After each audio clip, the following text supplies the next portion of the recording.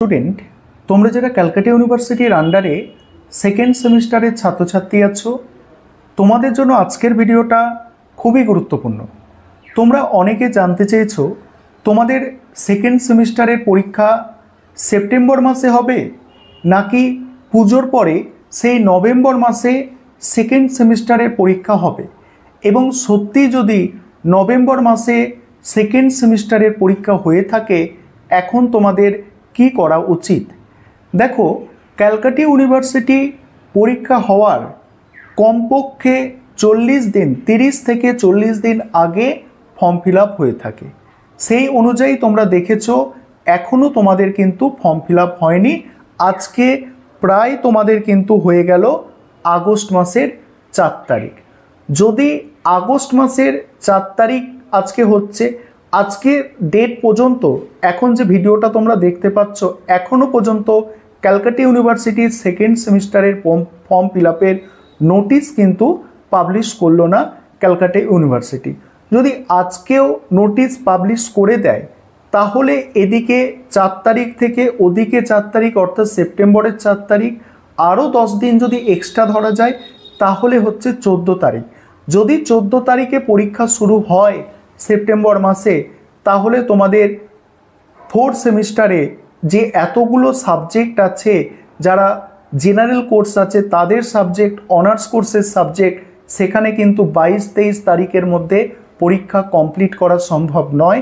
সেক্ষেত্রে পরীক্ষা না হওয়ার সম্ভাবনাই কিন্তু বেশি, অর্থাৎ তোমাদের সেপ্টেম্বর মাসে পরীক্ষা না হওয়ার সম্ভাবনা কিন্তু বেশি।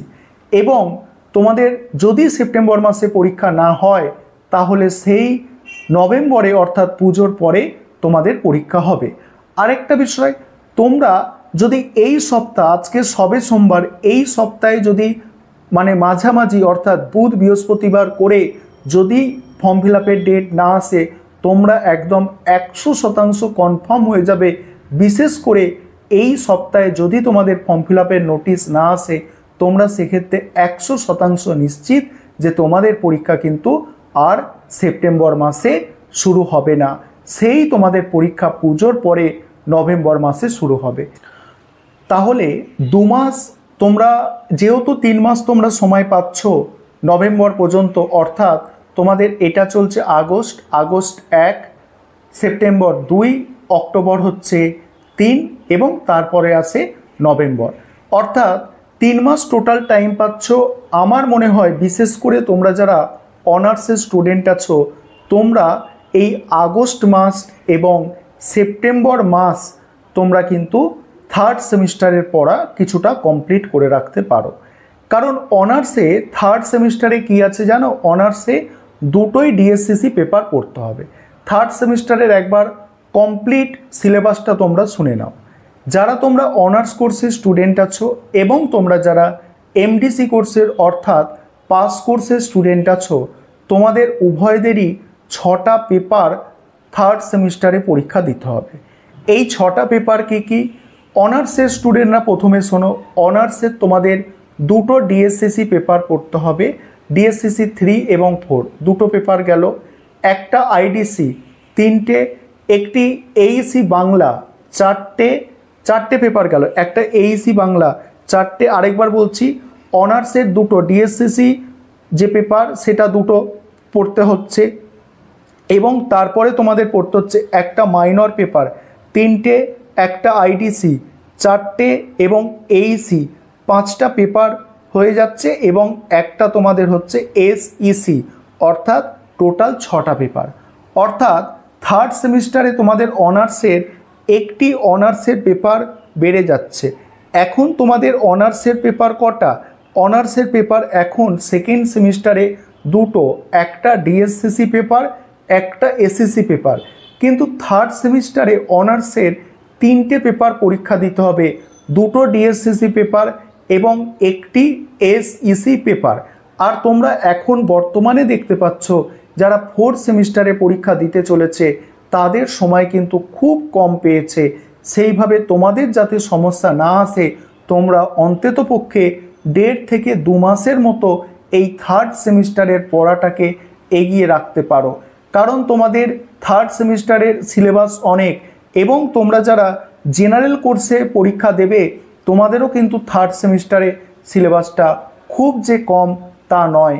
তোমাদেরও থার্ড সেমিস্টারে 6টা পেপার পরীক্ষা দিতে হবে।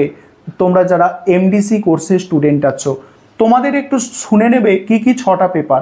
2টো সিসি পেপার এবং দুটি সিসি পেপার এবং একটি মাইনর, 3টে হলো একটি আইডিসি, 4টে হলো একটি এইসি, 5টা হলো এবং আরেকটা কি হচ্ছে এসিসি, 6টা হলো।